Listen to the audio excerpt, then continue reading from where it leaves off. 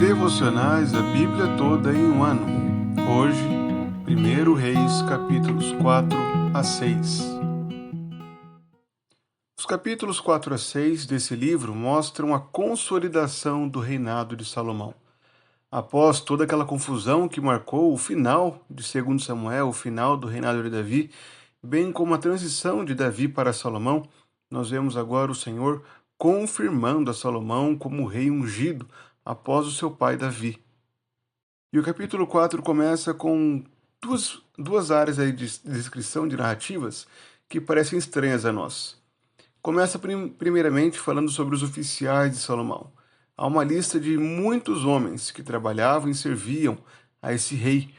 Em seguida, é descrita a prosperidade do reino de Salomão, como Salomão havia dominado sobre toda aquela terra que ia desde Eufrates até o sul, e como Salomão recebia abundâncias de riquezas de todos esses reinos. E o capítulo conclui com a sabedoria de Salomão. Então vemos três informações principais no capítulo 4 de 1 Reis: a riqueza de Salomão, a sua sabedoria e, inicialmente, os seus oficiais, aqueles que trabalhavam para Salomão. Em seguida, o capítulo 5 mostra a aliança de Salomão com Hirão, o rei de Tiro. Essa aliança consistia justamente em materiais para que Salomão começasse a construção do templo do Senhor. O reino de Tiro e o reino de Israel então fazem uma troca. Enquanto Hirão enviava cedro e madeira de cipreste para Salomão, Salomão enviava toneladas de trigo e também de azeite para o rei de Tiro. Então Salomão reúne 30.000 homens e começa a construção do templo do Senhor. O capítulo 6 narra os detalhes dessa construção, as medidas do templo e todas as informações dessa forma, do molde, do templo do Senhor construído por Salomão. Embora possam parecer cansativas as informações, o destaque principal nesse capítulo é justamente a riqueza desse templo. Era um templo todo banhado a ouro, com os materiais mais finos da época. Isso mostrava justamente a glória de Deus nesse templo.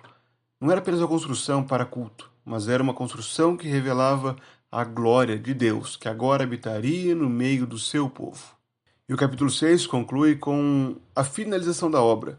É dito que a pedra fundamental da casa do Senhor foi lançada no 4º ano do reinado de Salomão e a obra foi concluída no 11º ano. E assim, o templo demorou 7 anos para ser edificado por Salomão. Esse início do livro de 2 Reis, que já mostrou a transição para o reinado de Salomão, agora mostra a sua consolidação. O reino de Salomão agora está consolidado. O que nós vemos aqui é justamente o cumprimento das promessas de Deus a Davi. O Senhor concedeu sabedoria, prosperidade, um reino estruturado e organizado. Não há mais rebeliões, agora Israel desfruta de paz. Não há nenhuma ameaça a Salomão, porque ele governa sobre toda a terra. Todos os povos pagam tributos a Salomão. Salomão está edificando o templo do Senhor, como o Senhor havia declarado na aliança com Davi que faria, que o descendente de Davi construiria o templo do Senhor. Então o que nós vemos aqui é justamente a fidelidade de Deus ao estabelecer a casa de Davi e também a sua própria moradia, sua própria habitação no meio do seu povo. O Senhor está edificando o seu templo para que o seu povo sirva e para que ele estabeleça sua morada no meio do seu povo. Ao olharmos para esses textos também, podemos ver a Cristo. Salomão desfrutava de um reino de paz, e Cristo é o príncipe da paz, é o rei da paz. Assim como Salomão reinou em um período de paz e justiça, Cristo é o verdadeiro príncipe da paz que estabelece um reino eterno de justiça. Em Cristo nós vemos a plenitude daquilo que Salomão tinha em partes nesse período. Além disso, o templo simbolizava a presença de Deus no meio do seu povo, mas Cristo é o verdadeiro templo. Cristo é o cumprimento dessa realidade, sendo Deus encarnado, habitando entre nós, e o verdadeiro templo, onde nós nos encontramos com Deus.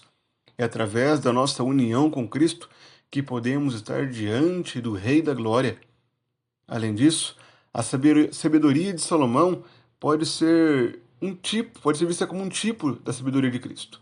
Salomão foi conhecido por sua grande sabedoria, mas Jesus declarou que ele é maior do que Salomão. Aqui está quem é maior do que Salomão, pois nele está toda a plenitude da sabedoria de Deus, como diz o autor de Colossenses, Paulo.